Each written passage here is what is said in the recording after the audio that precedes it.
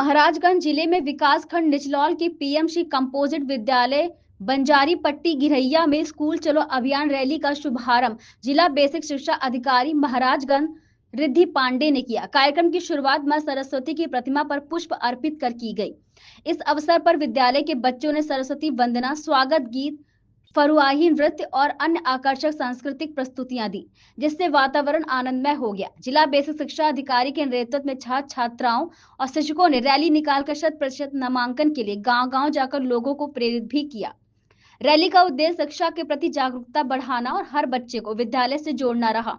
इसके बाद उन्होंने विद्यालय के learning by doing lab, TLM कक्ष और पुस्तकालय का निरीक्षण किया और इन सुविधाओं की सराहना की। अपने प्रेरणादायक संबोधन में उन्होंने शिक्षकों की सराहना करते हुए उन्हें और अधिक समर्पण भाव से कार्य करने की प्रेरणा दी।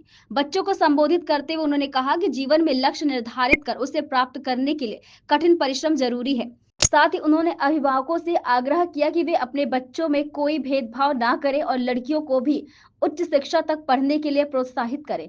कार्यक्रम का समापन जिला बेसिक शिक्षा अधिकारी द्वारा बच्चों के साथ बैठकर मध्याह्न भोजन ग्रहण करने के साथ हुआ, जिससे बच्चों में आत्मीयता और उत्साह का संचार हुआ। तीनों एंगल का जो योगफल है, जोड़ है, वो 180 के बराबर होता है। वो भी बच्चा क्लास 9 में प्रूव करता है। प्रूव करने का तरीका एज ए थ्योरम।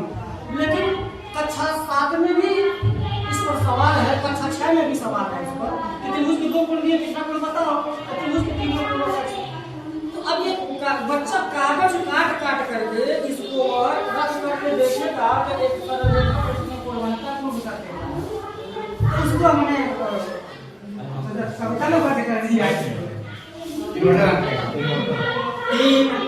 तीन असंरेख बिंदुओं को जब क्रमशः मिलाते हैं, तीन असंरेख बिंदुओं को जब क्रमशः मिलाते हैं, जो आकार बनता है उसे त्रिभुज कहते हैं।